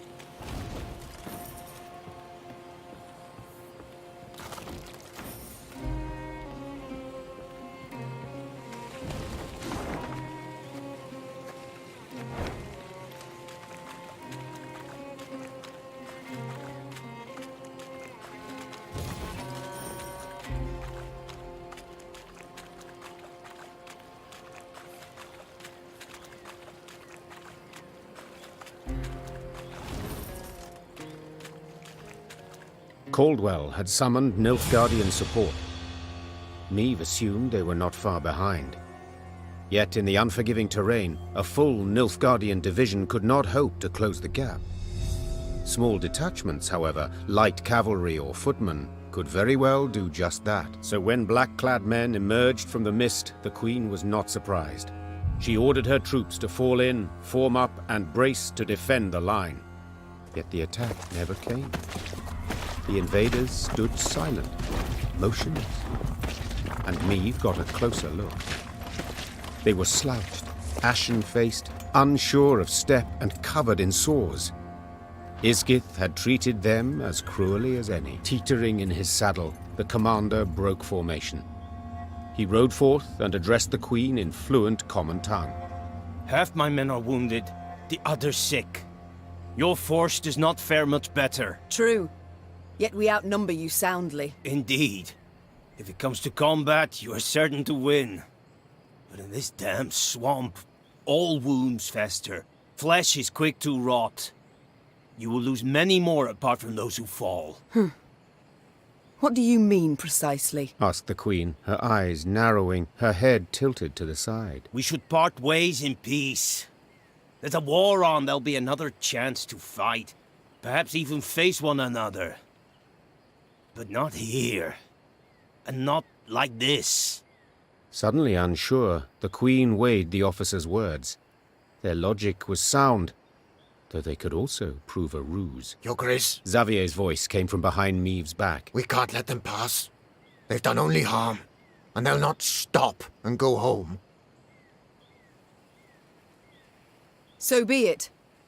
I accept. Meve answered after thinking a while. We shall cross swords some other day, beneath a clear sky, On solid ground. I will hold you to your word, Majesty, replied the Nilfgaardian, then raised his arm in salute. The retreating Imperials marched past the Lyrians. Along the slim path, their shoulders nearly touched. Meve soldiers glared from beneath their brows, their eyes locked on the foe till the last vanished in the woods. Then, collectively, they let out a sigh of relief.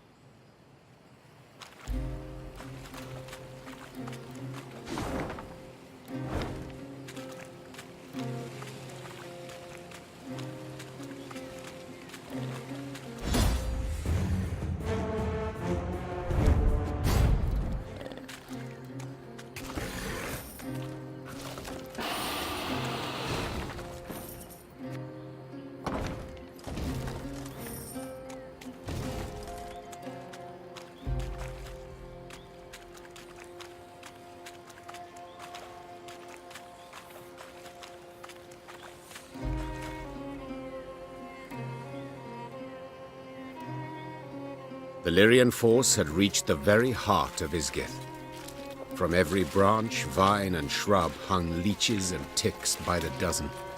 Swollen with blood, their abdomens glistened, glowing red in the misty air. Air so putrid it set Meve's head to spinning. She paused at a moss-covered boulder, pressed her flushed forehead against its cool surface. Her soldiers passed by, pallid, filthy, drained. She wished to say something, lift their spirits. But instead a cough rattled her breast. Suddenly, splashes all around Meve in the water, as if a rain of fist-sized drops had begun to fall. The Queen lifted her heavy gaze.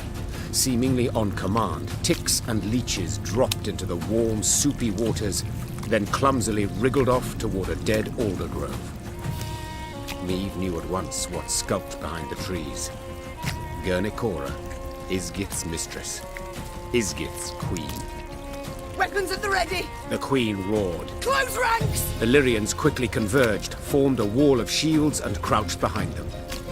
Terrified, they stared as a multitude of eyes flashed open midst the branches while revolting, muck-covered beasts rose from the gurgling waters around. Meve silently uttered a prayer. Hail, Military, great mother, maiden and crone, ever have us in your care.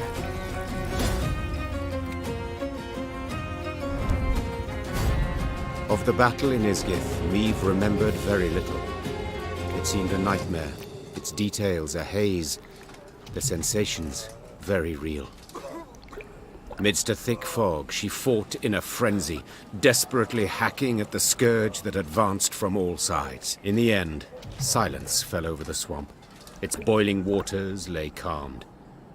The ticks and leeches were gone, while Garnet Cora lay among rotting leaves, covered in blood, unmoving. But still a fearsome sight. Burn the corpse, rasped the Queen. And we move on. The soldiers' eyes darted about in a series of silent glances. It took Meve a moment to realize the difficulty. They still feared it. Though the monster's lifeless body lay on the ground, they dared not go near. Were she to repeat the order, they would carry it out. Yet she did not wish to force that on them. Swallowing her own revulsion, she walked up to Garnet Cora's corpse and set it alight. The air soon filled with the suffocating stench of burning hair and flesh. Sparks belched out as melting fat fell on flame. Until finally, nothing was left of the bloody mistress but scorched bone. The Lyrians resumed their march towards the banks of the Yoruba. They forced their weary legs to maintain a swift pace, and stole no second glance at what they'd left behind.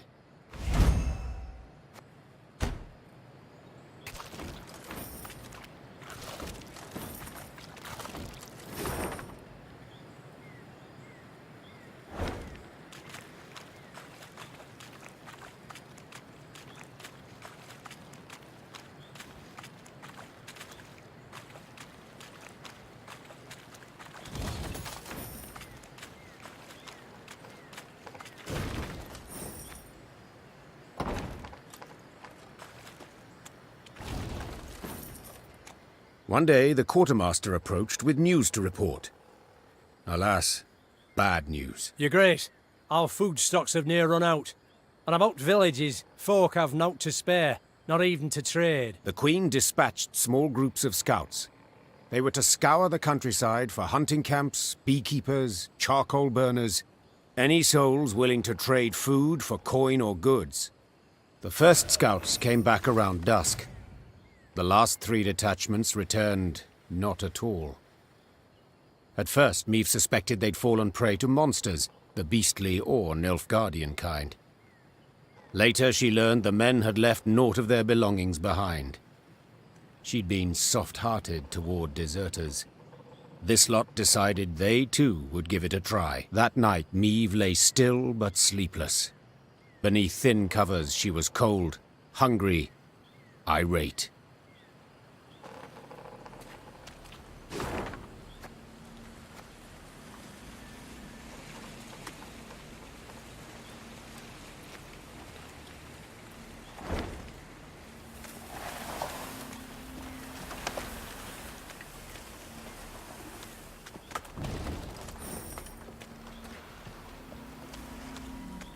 Towering alders grow thick in Isgith, their crowns weaving an expansive canopy that obscures the sky.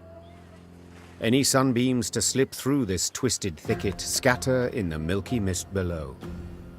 Thus the marsh abides in a state of perpetual twilight, wherein a sense of time and direction are easily lost. As the force moved along, a glow appeared in the trees. The Lyrians squinted, their mouths agape in wonder. An orb hung over the water, pulsating, humming. It circled the soldiers, darted off a distance, then hovered as if waiting. A will-o'-the-wisp, that is, whispered one of the footmen. Believe it's keen to show us something. Meave knew the wisp could prove treacherous, lead them into a trap. Nonetheless, she followed, though not entirely certain why. Her soldiers seemed eager, she sensed they approved. Yet she was also simply curious. We follow it. Carefully. Weapons at the ready.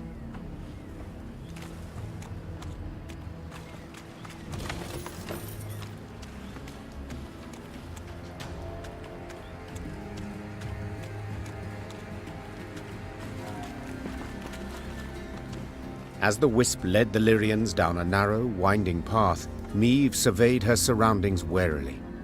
Beads of sweat emerged upon her brow, but her fears, in the end, proved unfounded. For at the path's end, the troops found what appeared to be a caravan's remains. Its wagons, rot-eaten, half-buried in the bog, had sat there for decades, perhaps longer. Despite this, gilded panels and scraps of silver-threaded fabric showed they'd once been rather ornate. Inside the wagons, the soldiers discovered many steel crates. Rust-covered but intact, they contained truly dazzling treasures. Sacks bulging with gold coin, pearl-encrusted goblets, exotic velvets and silks in beads. Blimey, the sheer amount. And here of all places. A footman muttered under his breath. Meave quickly pieced it all together. She too had once ridden in such a caravan, splendid and laden with gold, when she'd left her home to marry. The rest of the story was not difficult to divine. This was a maiden's dowry. She and her retinue lost their way. Isgith proved their grave, unbeknownst to any other. The wisp circled Meave's party, blinked several times, then faded into thin air.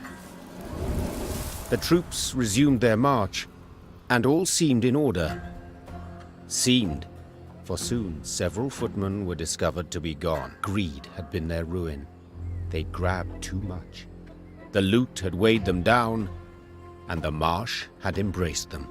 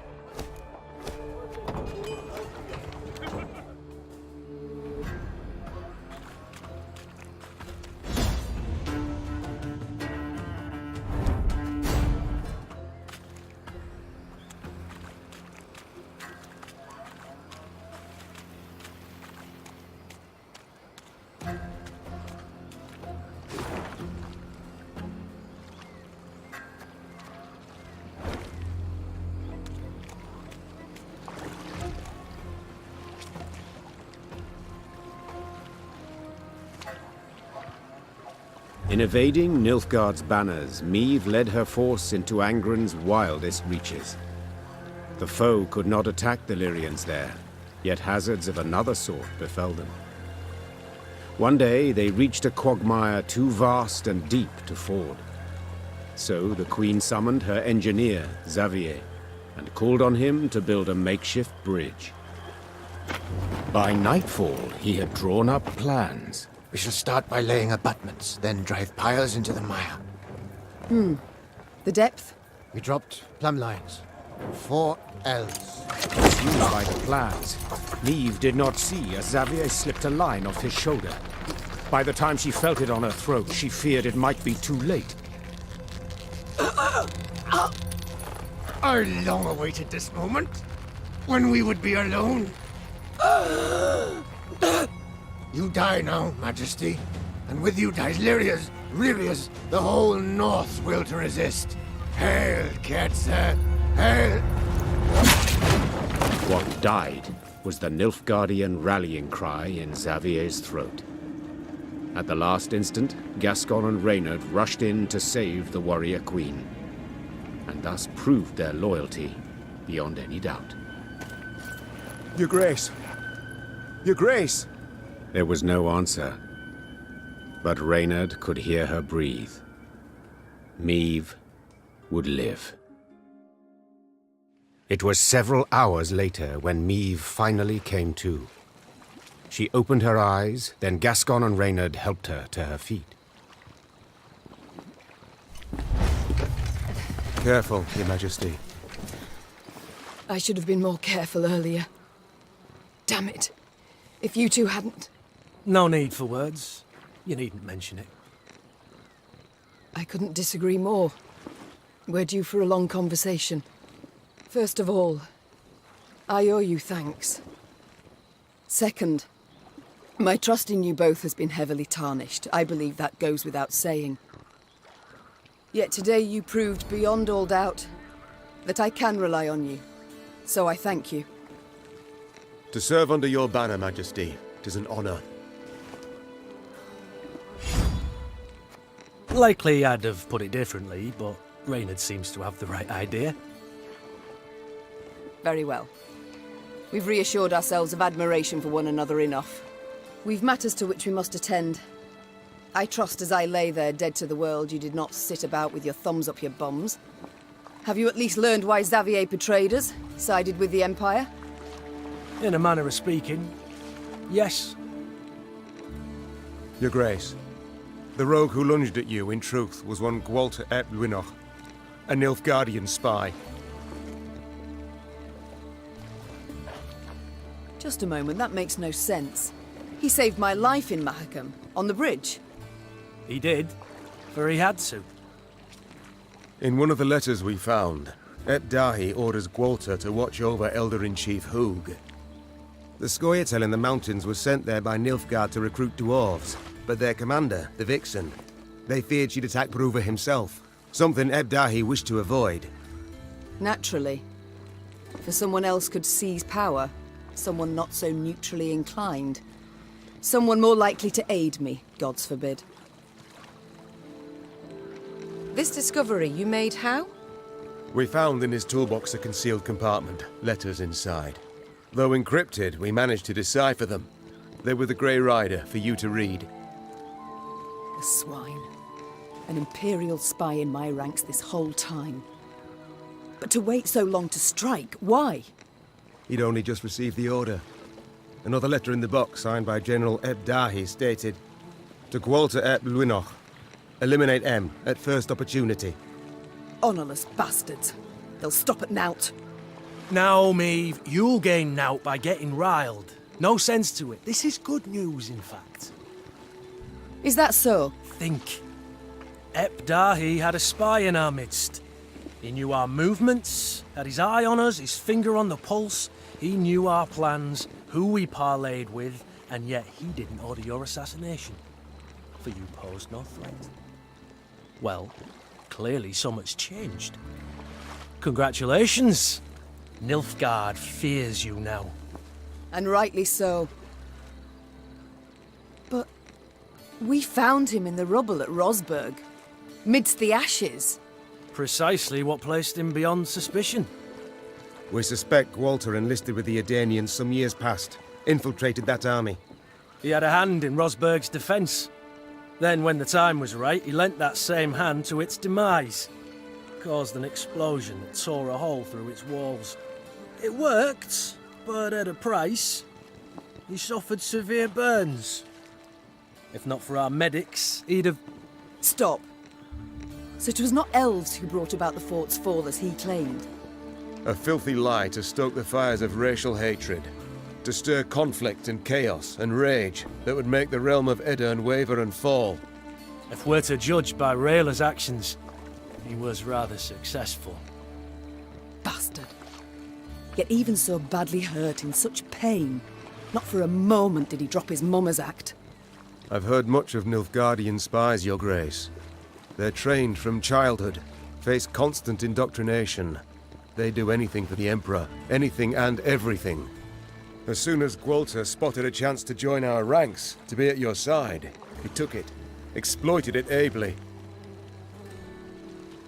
To be brief, I've traitors all about me. Your Grace, you resent our actions, I understand, but... You, tell me how. How am I to trust anyone? You can't. Amongst all the realms in the north, you're Nilfgaard's sole rival. One remaining threat. All other rulers either soundly defeated and enchained, or tails tween their legs, they've donned Nilfgaard's leash. The Blackclads will do all to destroy you, if not upon the field, then in secret, with an assassin and a quick, sharp blade. What's left? Prayer? Melitele too is sure to turn and take Nilfgaardian gold sooner or later. Ugh. We've talked enough. We must form up. Move on. Majesty, you ought to rest. You stand swaying. Your step can't be too sure. Only my horse needs step true. Maeve, you've just about had the life choked out of you. No time to play the hero. I'm not Gascon. Quite the opposite, actually. These damn swamps, they terrify me. I wish to get the hell out and never, ever look back. The Aruga lies near. I sent scouts ahead. They've secured a barge. We can sail to Redlobahin. Splendid. Sound the horns. We march.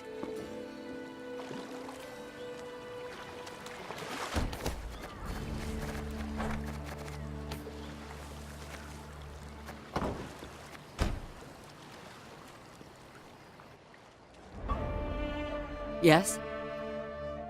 I must go. We'll speak later.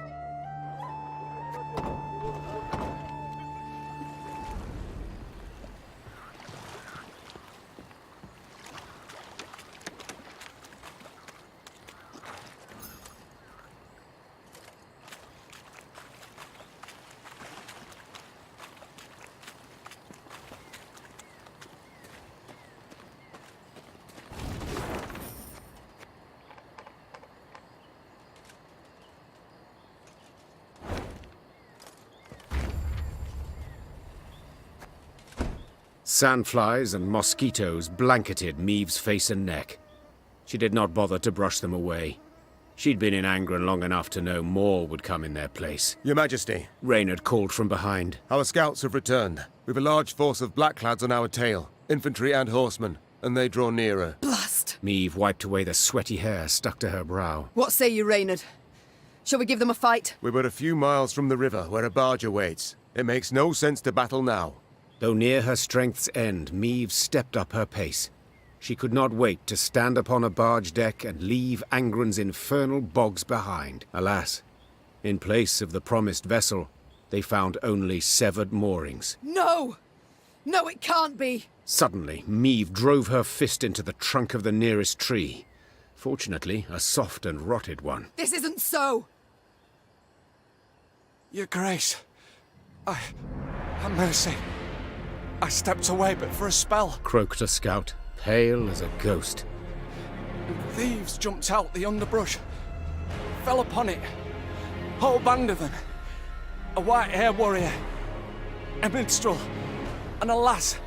what had a bow. Well, is that all? Interrupted Gascon. No vampire sat upon an ass with no saddle? You cocked up, man, damn it. Meave, what now? The Queen turned back towards the swamp. Between the trees, she glimpsed a golden sun glimmering upon a banner. We shall discuss that later, said the Queen, drawing her sword. provided we survive.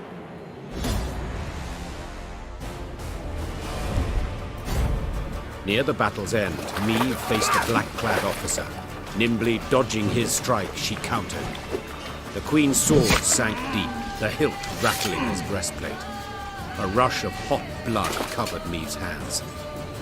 The winged helmet toppled from the officer's head, exposing a sweaty face, gasping for breath. Nin! When? Before the Queen stood a ruddy-haired boy with long eyelashes. He was Willem's age, perhaps a bit older. His body slumped, then disappeared beneath the malodorous foam atop the murky waters. Meave cast away her sword as if it had burned her hand. Majesty, what is it? Are you hurt? Reynard said, rushing to her side. No, I'm not. It's fine. Give the order to march. With no barge, we must walk to Redlobahin along the riverbank. Your Majesty, we must tend to the wounded. Use the rest of the day, I wager. We ain't time enough for that. Interjected Gascon. That was but the vanguard sent in pursuit to slow us down. And even so, they outnumbered us 2 to 1. What happens when the main force arrives? We must flee. Now. And abandon the injured, to bleed to death in the mud. Alas, Reynard, yes. Unless you'd rather we stayed and died with them. Gascon is right. Should Nilfgaard close the distance between us, we'll stand little chance. Whew. At least you've the sense to... But I would sooner perish than let my men rot in this accursed swamp. The medics will tend to all the wounded. Then, what will be, will be. I tell you what'll be. Snarled Gascon. Ep die, he'll take a butcher's hook and gut you. Then hang you from Lyria capital's walls. Yet, if this be your wish... Meave waited for the medics to sew the last stitch, tie off the last bandage. Only then did she order her force to move out. At the column's end, upon stretchers, lay those without the strength to walk, consumed by fever, dazed or unconscious, dying. Fatigued and laden with the wounded, the Lyrians moved slow as molasses. Soon Nilfgaard's forward elements had caught up. The black-clads nipped at the Lyrian's tail with arrow volleys from the cover of trees and occasional forays by cavalry. They were in no hurry. They could torment their foes, weaken their spirit before the final clash.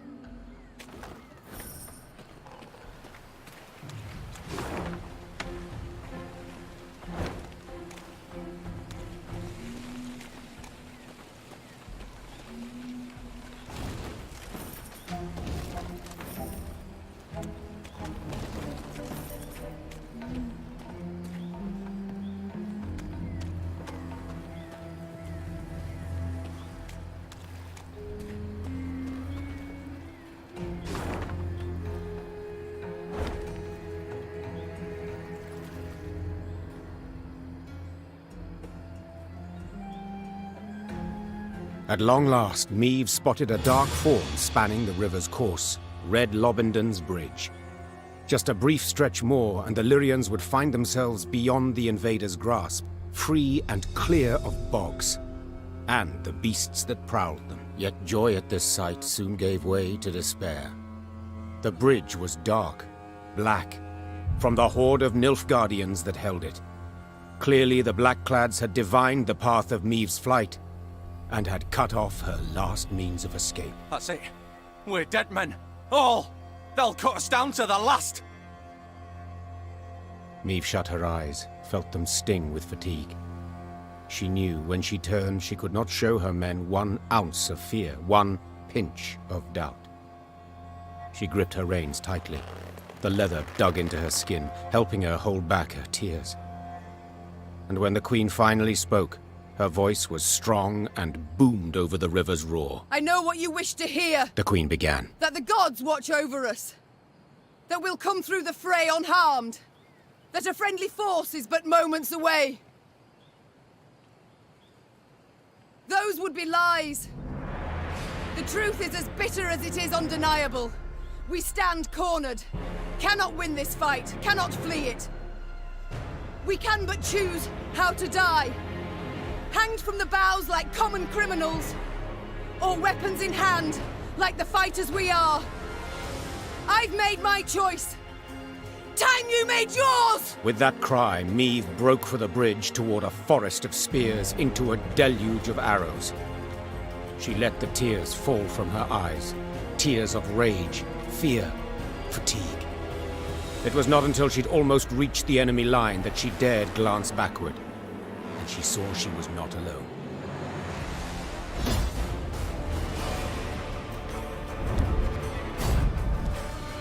Meve was victorious on the banks of the Yoruba, but paid dearly for it. She lost a host of men and suffered harm herself. Yet she'd have been doomed, if not for a certain white-haired witcher. Meve longed to meet her mysterious savior, and set off in search of him as soon as the battle dust had settled. She found him with the field surgeon and learned he was none other than the witcher Geralt. Yes, incredible as it may seem, I've heard the tale from several and can vouch for its truth. At any rate, making note of the fact that Geralt's ears were ringing from a blow with a mace, Meve began immediately to interrogate him. You for Thronebreaker? Asked Meve, prodding him insistently. For a spell, Geralt worried his hearing was shot, but then realized the Queen had a lisp. Worked out that way, I guess. You guess? Meve gagged on the blood in her mouth. Someone hold me!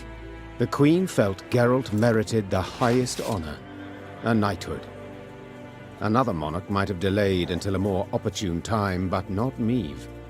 Meve delayed nothing. Count Odo, you, sir, do the honors. Alas, I cannot because of my tooth. For valor shown in battle, I, Meve, by the gods' grace, Queen of Lyria and Rivia, hereby do knight thee. Geralt of place unknown, the bridge you felled with men from Rivia. Or so you guess. I guess it falls to me to dub thee Geralt of Rivia.